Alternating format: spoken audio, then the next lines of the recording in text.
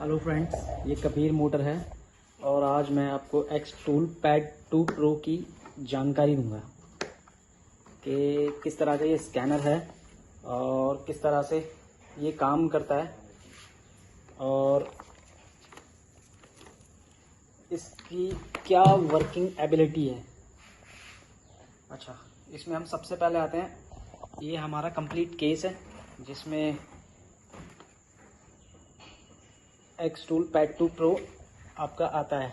ये पूरा कवर है इसका और उसके बाद ये सॉकेट्स हैं जो इसमें अलग अलग दिए गए हैं पर्टिकुलर कार्स के लिए। ये आप देख सकते हैं, ये होंडा 3 के लिए है और ये किया या हुंडई के लिए, ये किया के लिए, ये किया 20 के लिए, ठीक है। और ये इसकी ई प्रोम आईसी चिप है, ये इसकी ई प्रोम आईसी चिप है और ये एक्सटूल ई प्रोम एडेप्टर है और ये इसका की क्लोनिंग डिवाइस है। ये इसका चार्जर है और सही बताऊं तो जो टेक्नीशियन भाई एक्सटूल को डायग्नोस्टिक्स पर्पस के लिए खरीद रहे हैं उनको ये बिल्कुल नहीं खरीदना चाहिए। ये सिर्फ एक प्रोफेशनल की प्रोग्रामर है, जस्ट प्रोफेशनल की प्रोग्रामर, इससे ज़्यादा कुछ नहीं है। और मैं इसे चला रहा हूँ, करीब 1.5 साल हो गया है मुझे इसे चलाते हुए। और इसमें आप देख सकते हैं, इसमें सबसे मेन जो है वो ये इमोबिलाइजेशन है और ये इमोबिलाइजेशन में आप देखेंगे Suzuki, Ford, Hyundai, Volkswagen, Honda, Renault, BMW, Audi, Toyota, Nissan, Peugeot, Skoda, Jeep, Land Rover, Maserati, SsangYong, GM, MG, Kia, ETC cars हैं। और इसमें इंस्ट्रूमेंटल क्लस्टर है, इसमें आप कुछ ही गाड़ियों का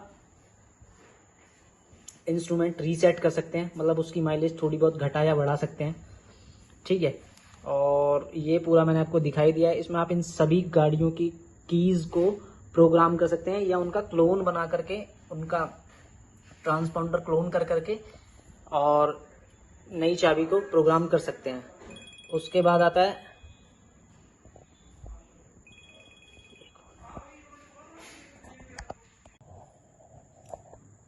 हेलो जी फ्रेंड, तो मैं आपको दे रहा था एक्सटूल पैड 2 प्रो की जानकारी। तो इसमें क्या है कि हम जैसे इसको ऑन करते हैं तो इसमें इस तरह के कुछ डिवाइसेस होते हैं। इसको सबसे पहले हम होम पे जाते हैं। होम पे जाने के बाद हम देखते हैं नॉर्मल एक एंड्रॉयड डिस्प्ले है जिसको हम इस तरह से ऑन करते हैं। ऑन करने के बाद यहाँ पे हम इसमें जो सॉफ्टवेयर हैं, जो स्कैनिंग सॉफ्टवेयर हैं, की प्रोग्रामिंग सॉफ्टवेयर हैं, उनको ओपन करते हैं। इसे ओपन करने के बाद ये इमोबिलाइजेशन है जिसमें हम सभी गाड़ियों की चाबियों को आसानी से प्रोग्रामिंग कर सकते हैं। और एक इसमें ये इंस्ट्रूमेंट क्लस्टर वाला जो मैं आपको बता ही चुका हूँ पहले भी। और एक ये कॉमन डायग्नोसिस है। कॉमन डायग्नोसिस में हम क्या है कि हर तरह की गाड़ी का स्कैन कर सकते हैं। स्कैन जैसे तो स्कैन करना, जैसे ABS, इंजन या एयरबैग या और बहुत सारे इलेक्ट्रॉनिक मॉड्यूल्स होते हैं कार में, तो उनको हम स्कैन कर सकते हैं। तो ये एशिया पैसिफिक के कार्स हैं जैसे Hyundai, Honda, Suzuki, Nissan, Renault, Lexus, Mitsubishi, Isuzu, Toyota, Subaru and Infiniti, डेव, होंडा सिटी और ये किया, अक्यूरा, मजदा, सैंगयोंग, ये हमारी जो एशिया पैसिफिक की गाड़ियां हैं, ठीक है। और इसके बाद हम आते हैं ऑस्ट्रेलिया में। ऑस्ट्रेलिया में ज़्यादा कारें नहीं होती, जो उनकी खुद की मैन्युफैक्चरिंग है उसमें ज़्यादा कारें तो होती नहीं है, बट उसमें ज़्यादा से ज़्यादा ऑस्ट्रेलिया, फोर्ड, होल्डन, इस टाइप की कुछ कारें होती हैं। तो जैसे आप देखें मैनुअल सिलेक्शन, ऑटोमेटिक सिलेक्शन, ये 2 चीज़ें इसमें आई हुई हैं। और प्रोडक्ट क्वालिटी तो बस चाइना तो चाइना ही है, आप समझ ही सकते हैं। एक ये है आपकी जिसमें चाइनीज़ मॉडल्स को दिखाते हैं, जैसे गीली, जैग, चेरी, BYD तो इवन इंडिया में लॉन्च भी हो चुकी है, चल भी रही है। एक लिफान है, एक ग्रेट वॉल है, ये कुछ चाइनीज़ कार हैं। और ये अब आ जाइए अमेरिका पे। अमेरिका में क्या है कि फोर्ड, शेवरले और GM, Jeep, Buick, Pontiac and Dodge, GMC, Lincoln, Hummer, Chrysler, Cadillac और सैटर्न, ये कुछ अमेरिकन कॉन्टिनेंटल की कारें हैं। और अब आ जाइए यूरोप पे। यूरोप पे सभी जानते हैं BMW, ऑडी, फॉक्सवैगन, बहुत सारी जो कारें हैं वो इसमें होती हैं यूरोप कॉन्टिनेंटल में, ठीक है। अब आ जाते हैं हम इसकी अदर सर्विसेज पे। अदर सर्विसेज पे जैसे है एयर सस्पेंशन, तो एयरमेटिक गाड़ी के लिए जो एयर सस्पेंशन उठाना होता है, ये मैंने अभी तक इस पर टेस्ट नहीं किया है, बट मुझे उम्मीद नहीं है कि ये काम कर पाएगा इस पर, क्योंकि इसमें DPF रीजनरेशन है, परफॉर्मेंस टायर अपडेट है, और इलेक्ट्रॉनिक पार्किंग ब्रेक है, गियर बॉक्स मैचिंग है, और विंडो इनिशियलाइजिंग है, और सर्विस मेंटेनेंस रीसेट है, ABS bleeding injector coding, steering angle sensor alignment, और इलेक्ट्रॉनिक पंप एक्टिवेशन, सिलेंडर और सिलेंडर रीलर्निंग है, और थ्रॉटल रीलर्न, EPROM और क्रैंकशाफ्ट रीसिंक है। और इसी तरह से इसमें airbag repair, headlight, seat configuration, BMS, tyre pressure reset और डिजेबल ट्रांसपोर्टेशन मोड है। मगर इसमें मैंने अभी तक इसमें फील किया है, और मैं करीब 1.5 साल से चला रहा हूँ, जो मैंने इसमें फील किया है वो ये है कि ये सही बताऊँ तो आपकी सिर्फ और सिर्फ की रीप्रोग्रामिंग के लिए ही बेहतरीन है, या की प्रोग्रामिंग के लिए ही बेहतरीन चीज़ है। बाकी अदर सर्विसेज अगर इसकी देखी जाएं तो मोस्टली बिल्कुल काम की नहीं है। मतलब आपको इसमें ऑप्शन दे रखा है, बट आप इस पर क्लिक करके उसको एक्ट करेंगे तो वो काम नहीं करता। मोस्टली केसेस में ऐसा ही होता है।